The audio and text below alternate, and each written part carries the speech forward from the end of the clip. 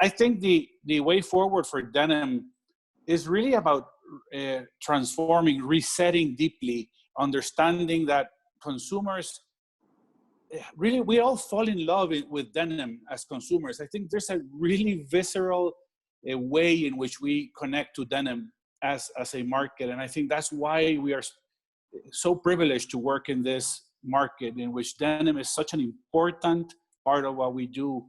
And I think we were discussing earlier, and Amir was mentioning, and then Alberto also, the issue of consumers and how we connect there. How do we keep that? And for many years now, I think we have been, as an industry, not performing that well. I think we had distanced ourselves, increased the length of supply chains, disconnected from the consumers. In many ways, it's almost crazy making to think that we can figure out what consumers want 12 months in advance. I think there needs to be clarity about how we create postponement strategies, how do we integrate better, how do we make a more fair collaboration between supply chain partners. I think that we are seeing unfairness as this crisis is unfolding. It's a terrible crisis, but there's some fairness that needs to get back into the game. And one of the things I believe is that we today have extraordinary tools that we don't use enough. I think integrating from a digital perspective is going to make more sense than ever. The consumer today understands the world differently, sees the world differently. We still spend tremendous amounts of money developing with physical samples, making DHL and UPS and all of those guys millions upon millions of dollars, when we could be collaborating significantly more on a digital platform, and then bringing things to market faster, working to really understand how we each add value. I see a world where denim mills like Arvind and Candiani push for factories to understand their product better and really do beautiful product that connects with consumers almost instantly, and work with brands. We have now digital platforms that will allow this. This collaboration should be happening more.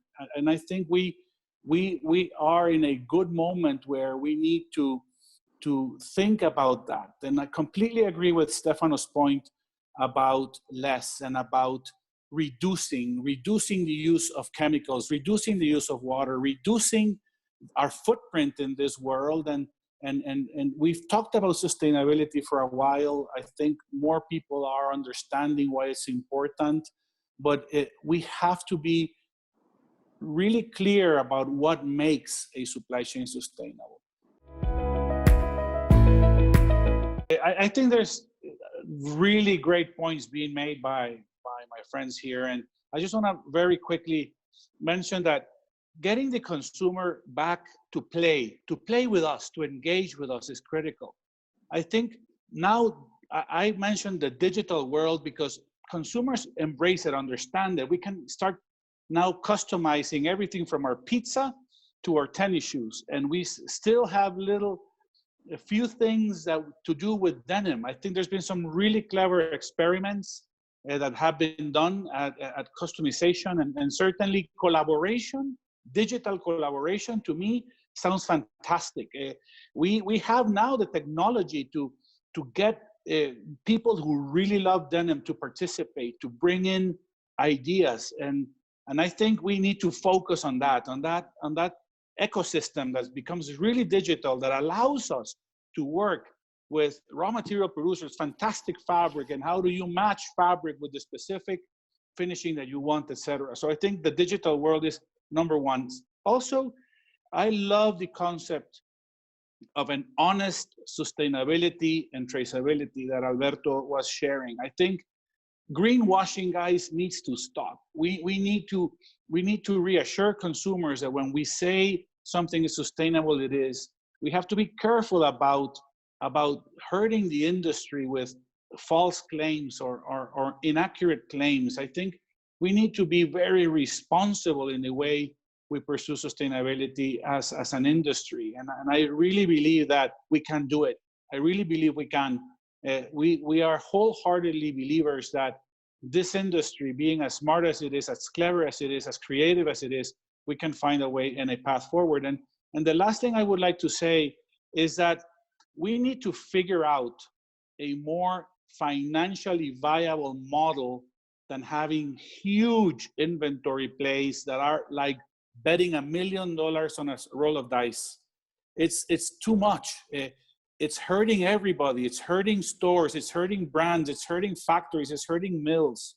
It's hurting everybody when we don't have logical decision making and how we finance and how we interpret inventory.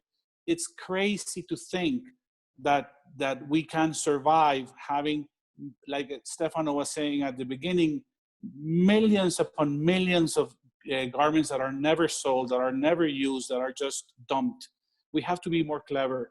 And I think we are clever as an industry, and we have to figure out a fair way to share risk throughout the supply chain so that we hurt each other less and thrive better. So I'm feeling that if we can do a few of these things right that my friends have said, we're going to be in very good footing.